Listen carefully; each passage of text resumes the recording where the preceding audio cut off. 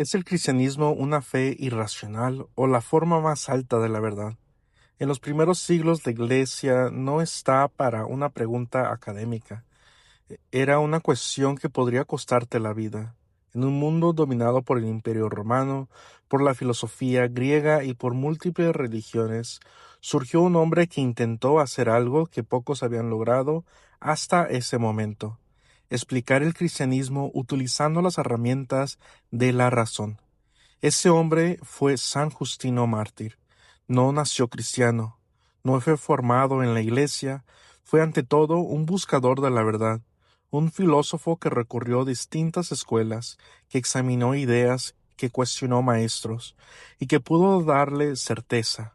En este video vamos a estudiar su vida, pero sobre todo su pensamiento, porque entender a San Justino no es solo conocer a un mártir, es comprender cómo la Iglesia comenzó a dialogar con el mundo intelectual. San Justino nació alrededor del año 100 después de Cristo, en Flavia Neápolis, una ciudad fundada por el emperador Vespasiano. Esta ciudad estaba ubicada en una región profundamente influenciada por culturas diversas, romana, griega y semita. Sin embargo, su ambiente era mayormente pagano. Sus propios datos familiares lo confirman. Él se presenta como hijo de Priscos y nieto de Bacchios, nombres de origen griego, lo que sugiere claramente que no proviene de una familia judía ni cristiana. Eso es importante porque su camino hacia la fe no fue heredado, fue buscado. Vivió en un momento histórico clave. El cristianismo ya se había expandido, pero aún no era comprendido. Era visto como sospecha, acusado injustamente y en muchos casos perseguidos. Los cristianos eran condenados no tanto por sus acciones, sino por el simple hecho de ser cristianos. En este contexto, la figura de Justino se vuelve fundamental, alguien capaz de explicar la fe en un lenguaje que el mundo romano pudiera entender. San Justino dedicó gran parte de su juventud al estudio de la filosofía. Él mismo relata este proceso no como una simple biografía, sino como una búsqueda intelectual estructurada. Primero se acercó al estoicismo. Los estocios ofrecían una ética sólida centrada en el dominio de las pasiones, pero tenía una limitación importante: no podían ofrecer un conocimiento real sobre Dios. Justino se dio cuenta que su maestro Estocio no tenía nada que enseñarle sobre lo que él más buscaba. Luego acudió al filósofo perpatético, es decir, de la tradición aristotélica. Sin embargo, esta experiencia terminó rápidamente cuando el maestro le pidió dinero. Para Justino, esto descartaba su autenticidad como filósofo. Después intentó estudiar con un pitagórico, pero éste le exigía conocimientos previos en música, astronomía y geometría antes de abordar la filosofía. Finalmente encontró el platonismo, una respuesta más satisfactoria. Platón ofrecía una visión más elevada. Hablaba de realidades espirituales, del mundo inteligible, de la contemplación de lo eterno. Justino quedó profundamente atraído por esta escuela. Creó que por un tiempo que había alcanzado la verdad. Sin embargo, ese sistema también tenía límites. El momento decisivo en su vida ocurre en un encuentro sencillo pero profundo. Mientras caminaba cerca del mar, Justino se encontró con un anciano. Este hombre no era un filósofo en el sentido clásico, pero poseía algo que los filósofos no habían logrado darle: claridad sobre Dios. En su diálogo, el anciano le explicó que la razón humana por sí sola no puede alcanzar plenamente el conocimiento de Dios. Para conocer verdaderamente a Dios se necesita la revelación.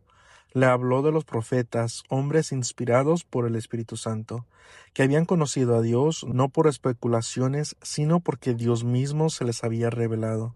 Este punto es clave en el pensamiento de Justino. La filosofía puede buscar, pero solo la revelación puede mostrar. A eso se suma otro elemento importante en su conversión. Justino observó a los cristianos, vio su comportamiento, vio su moral, pero sobre todo vio su actitud ante la muerte, y concluyó que no era posible que personas dispuestas a morir por su fe estuvieran viviendo en el error o en el vicio. Esto lo llevó a aceptar el cristianismo alrededor del año 130. Después de su conversión, Justino no abandonó la filosofía. Al contrario, la utilizó como instrumento para defender la fe. Se convirtió en un apologista. Él mismo menciona haber escrito un tratado contra las herejías, y autores como San Irineo de León citan sus obras contra Marción, lo que muestra su participación en la lucha doctrinal de su tiempo.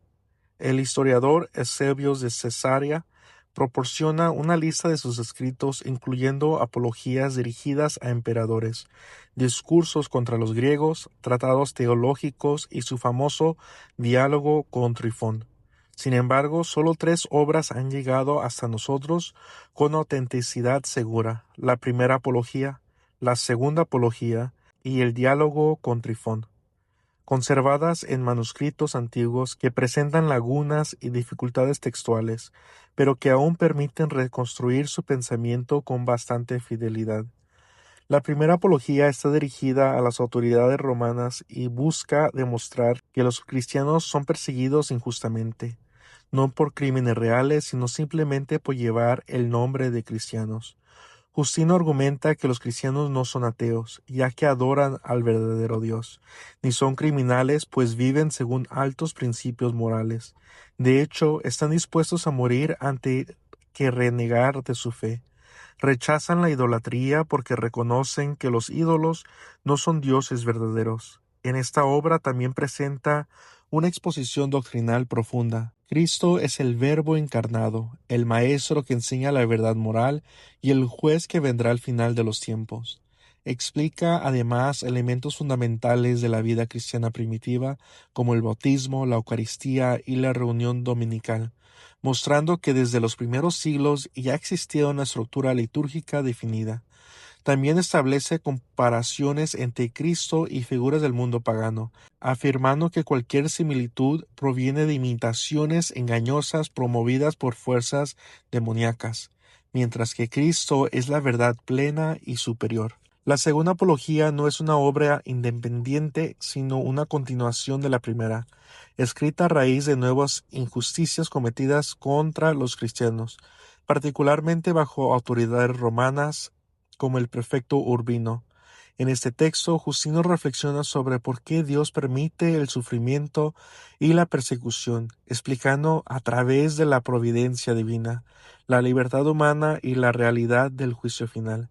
Insiste en que el mal no proviene de Dios, sino que el mal uso de la libertad por parte de los hombres, y que el sufrimiento de los justos tiene un sentido dentro del plan divino. El diálogo con Trifón es la obra más extensa y compleja, estructurada como una conversación con un judío llamado Trifón, en el cual Justino busca demostrar que Jesucristo es el cumplimiento de las profecías del Antiguo Testamento. En la introducción, Justino narra su camino filosófico hasta llegar al cristianismo, afirmando que el verdadero conocimiento de Dios solo es posible mediante el Espíritu Santo y que la verdad se encuentra en los profetas. En la discusión sobre la ley mosaica, responde a la crítica judía señalando que la fe fue dada de manera temporal debido a la dureza del corazón del pueblo, y que ha sido superada por la ley definitiva traída por Cristo. En la sección cristológica, Justino explica que Cristo preexistía antes de su encarnación, que es verdaderamente divino, que nació de una virgen y que su pasión, muerte y resurrección fueron anunciadas por los profetas. También habla de sus 2 venidas, una ya realizada en humanidad y otra futura en gloria. Finalmente, al tratar sobre los cristianos, sostiene que ellos son el verdadero pueblo de Dios, que las promesas divinas se cumplen en ellas, y que las conversiones de las naciones ya había sido anunciado en las Escrituras, concluyendo con un llamado a la conversión y el reconocimiento de Cristo como el Mesías esperado. San Justino Mártir muestra en su pensamiento una fuerte relación con la filosofía pagana, especialmente con autores como Platón, a quien cita con frecuencia, junto a otros como Homero y Eurípides no fue un pensador original en el sentido estricto, sino más bien un ecléctico que tomó elementos de distintas corrientes, sobre todo del estoicismo y del platonismo. De los estoicos admira su ética y adopta ideas como el logos spermácticos o semilla del verbo, presente en todos los hombres, aunque rechaza su fatalismo y su tendencia al ateísmo. Del platonismo toma muchas categorías, pero las interpreta a la luz del cristianismo, afirmando, por ejemplo, que algunas ideas de Platón provienen en realidad de Moisés, aunque algunos han afirmado que la filosofía pagana domina su pensamiento. En realidad Justino busca puntos de contacto para dialogar con el mundo griego, sin reducir la fe cristiana a filosofía. Al contrario, insiste en que Cristo es el Verbo pleno, superior a toda sabiduría humana, y que el cristianismo posee una verdad absoluta de origen divino por la cual los cristianos están dispuestos a morir, algo que, según él, ningún filósofo logró suscitar. En su intento de relacionar filosofía y cristianismo, Justino desarrolla la idea de que todos los hombres participan parcialmente del logos, es decir, de la razón divina. Mientras que Jesucristo, este logos, se manifiesta plenamente, esta idea, tomada en parte del estoicismo, le permite afirmar que hay semillas de verdad en filosofía pagana, pero que sólo en Cristo se encuentra la verdad completa. Sin embargo, esta teoría no siempre es coherente, pues a la vez sostiene que los filósofos griegos tomaron sus ideas de las escrituras judías, especialmente de Moisés y de los profetas. A pesar de estas tensiones, afirma claramente la superioridad del cristianismo. El Verbo divino se hizo carne y se reveló completamente, lo cual garantiza una verdad absoluta. En sus obras más tardías, especialmente del Diálogo de Trifón, abandona en parte este tono conciliador y presenta una postura más claramente cristiana, menos dependiente de la filosofía. Justino también critica a los filósofos por sus divisiones y contradicciones, atribuyéndolas al orgullo de sus maestros y a la falta de compromiso con la verdad. Llega incluso a decir que no le importa ni Platón ni Pitágoras, subrayando que la filosofía pagana no transforma verdaderamente la vida. Aunque conserva ciertamente simpatía por el platonismo, la crítica en puntos clave como la relación entre Dios y el hombre y la naturaleza del alma. En contraste, afirma que el conocimiento verdadero de Dios no puede alcanzarse solo por la razón humana, sino que requiere la revelación divina. El alma puede intuir que Dios existe, pero no puede conocerlo plenamente sin la ayuda del Espíritu Santo. Por eso la solución al problema del conocimiento de Dios no está en la filosofía, sino en la revelación, en la religión. Dios ha hablado por medio de los profetas, y ese conocimiento es personal y relacional, no meramente abstracto. En cuanto a la Sagrada Escritura, Justino utiliza ampliamente el Antiguo Testamento, especialmente el Pentateuco, los Salmos y los profetas como Isaías, aunque curiosamente omite varios libros y a veces cita textos apócrifos o comete errores en las atribuciones. Su enfoque está guiado por su propósito apologético, demostrar que Cristo es el cumplimiento de las profecías. En relación con el Nuevo Testamento, su testimonio es de gran importancia, ya que refiere a los evangelios como memorias de los apóstoles, un término que probablemente adapta al lenguaje de su audiencia. Reconoce estos escritos como autoritativos y afirma que eran leídos en la liturgia junto con los profetas, aunque no menciona explícitamente a los cuatro evangelistas por nombre. Hace referencias a fuentes apostólicas y utiliza material que coincide con los evangelios actuales, lo que indica que ya existía una tradición evangélica sólida. También parece hablar una armonía de los evangelios sinópticos y muestra cierta dependencia del evangelio de Juan, aunque en menor medida. El método apologético de Justino es moderado y racional, evitando el tono agresivo de otros autores como Tertuliano. Prefiere convencer mediante argumentos y sobre todo mediante el testimonio moral de los cristianos. Destaca la valentía de los mártires que no temen a la muerte, su amor a la verdad, su paciencia en la persecución, su caridad incluso hacia los enemigos y su pureza de vida. Para él, la transformación moral de los cristianos es una prueba poderosa de la verdad del Evangelio. También subraya la enseñanza moral de Cristo, especialmente del Sermón del Monte, como fuente de esas virtudes.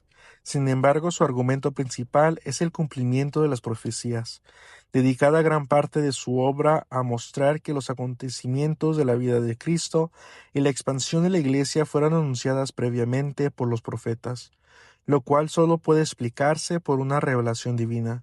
Aunque también menciona los milagros, les da menos importancia que a las profecías, insistiendo en que éstas constituyen una evidencia segura, aunque su comprensión plena requiere la gracia de Dios y una disposición interior adecuada.